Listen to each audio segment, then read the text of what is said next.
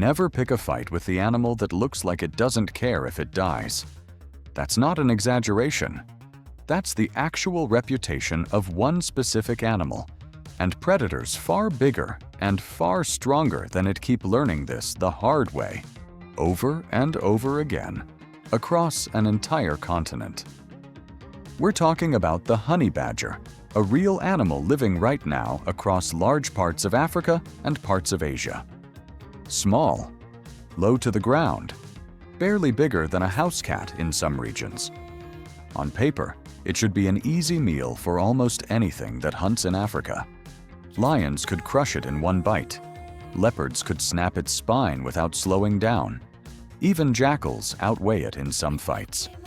And yet, if you actually look at what happens when predators try to eat one, the story flips almost every single time. By the end of this video, you're going to understand exactly why so many animals that should easily win end up backing off, bleeding, or just walking away confused. Let's talk about the problem first, because this is exactly where every predator on this list made the same mistake over and over, across years of documented encounters that all end the exact same confusing way. In nature, size is usually the fastest way to judge a threat. Big equals dangerous. Small equals food. That rule works almost everywhere in the animal kingdom, and it's worked for millions of years. But the honey badger breaks that rule completely, and it breaks it in 3 separate ways that stack on top of each other, which is exactly why so many bigger, stronger animals keep losing to something a fraction of their size. Let's go through this one weapon at a time, because each one alone would already be a problem for most predators.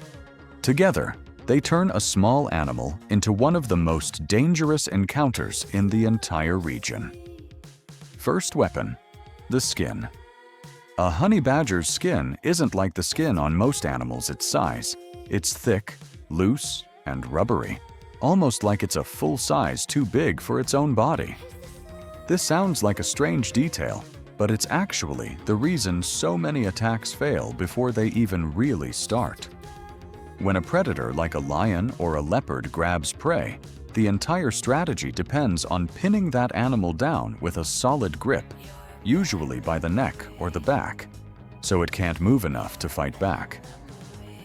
That strategy works on almost every other animal in the region. It does not work on a honey badger. Because the skin is so loose, a honey badger that gets grabbed can actually twist around inside its own hide. Its head and jaws can rotate far enough to reach back and bite whatever is holding it, even while it's technically still pinned. Predators that have hunted successfully their entire lives, using the exact same grab and pin method every time, suddenly find themselves getting bitten in the face or the paw by an animal they thought they already had under control. A lot of them let go out of pure shock, not because they were losing the fight physically, but because nothing about that fight was behaving the way it was supposed to. That loose skin also makes it incredibly hard to actually hurt a honey badger with claws or bites in the first place, because there's so much slack that teeth and claws often can't get a solid hold on anything vital underneath.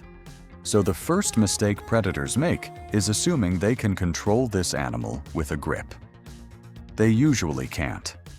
This is actually different from most animals that rely on thick skin for protection. A rhino's skin is thick because it's dense and armor-like. A honey badger's skin isn't dense at all. It's closer to a loose jacket a few sizes too big, which is exactly why it works so well as a defense. Armor stops teeth from getting through. Loose skin does something different. It lets the whole body shift around inside it, so even a bite that lands doesn't land where the predator expects it to.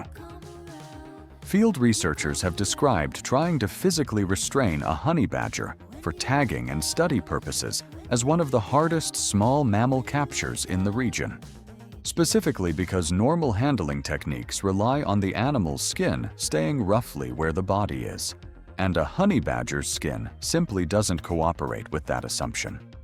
Second weapon, venom resistance. This is the one that turns a defensive animal into an active hunter of things that would kill almost anything else in the region. Honey badgers regularly eat venomous snakes, including cobras capable of killing a full-grown lion with a single bite.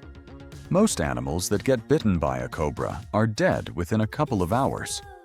A honey badger that gets bitten during one of these hunts often goes into something that looks almost like a coma. It collapses, stops moving, and looks completely dead. And then, sometimes just a couple of hours later, it wakes back up, gets up like nothing happened, and finishes eating the exact snake that just tried to kill it. Researchers who've studied this believe honey badgers have evolved a partial resistance to certain snake venoms, letting their bodies absorb and survive doses that would shut down the nervous system of almost any other mammal that size. This means predators or rivals who assume a badly injured, venom-bitten honey badger is finished off and safe to approach are often making a very costly mistake, because that animal might simply be running out the clock before it gets back up completely fine. This same resistance shows up with insect stings too. Honey badgers raid beehives constantly, tearing them apart for the larvae and honey inside, while getting stung repeatedly by defending bees the entire time. Most animals would abandon that meal immediately from the pain alone. A honey badger just keeps digging.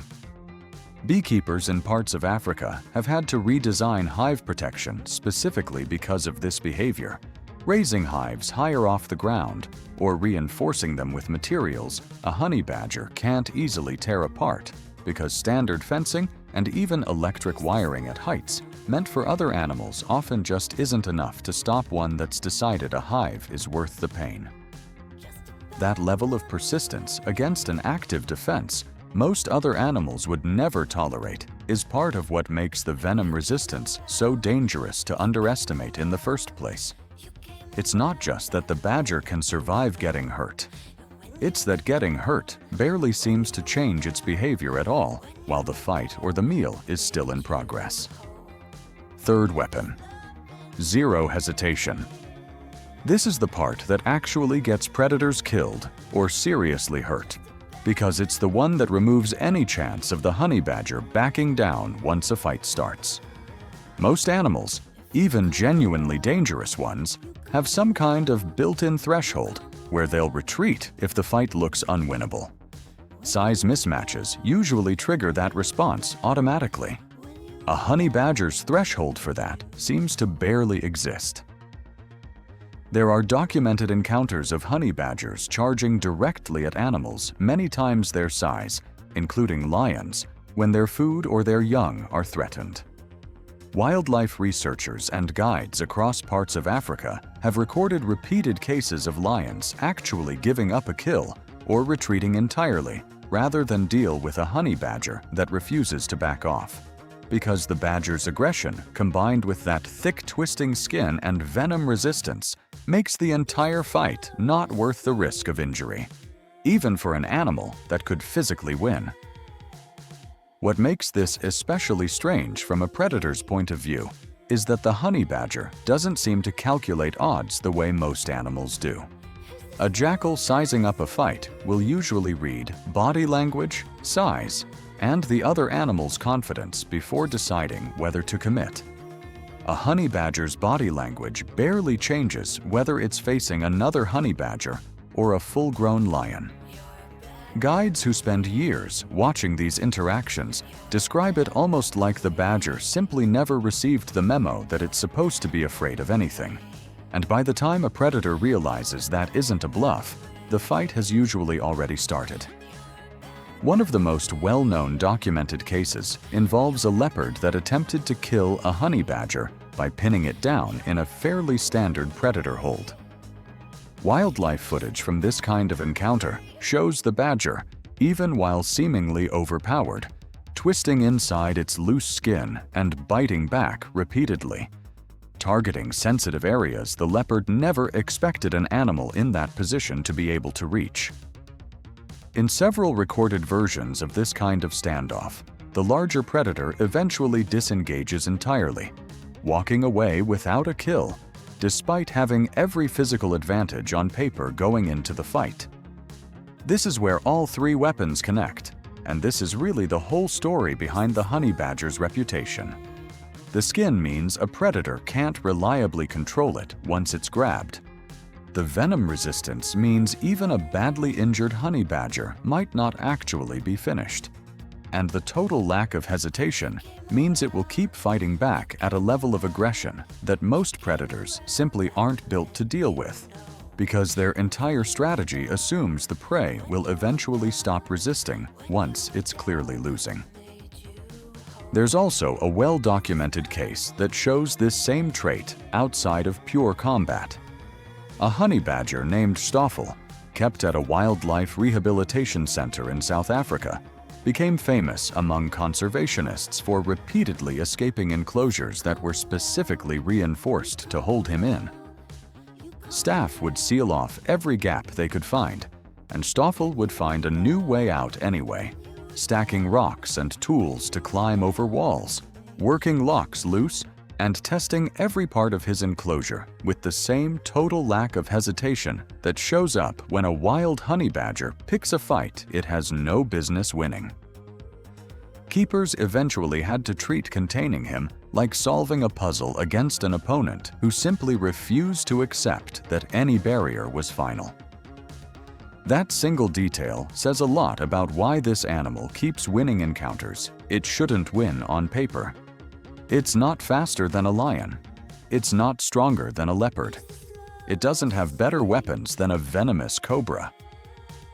What it has is a combination of a body that resists being controlled, a system that resists being poisoned, and a mindset that resists ever admitting the fight is over. Guinness World Records has even listed the honey badger as the most fearless animal on the planet, which sounds like a fun fact until you realize it's based on exactly this pattern, repeated across encounter after encounter with animals that should have easily won.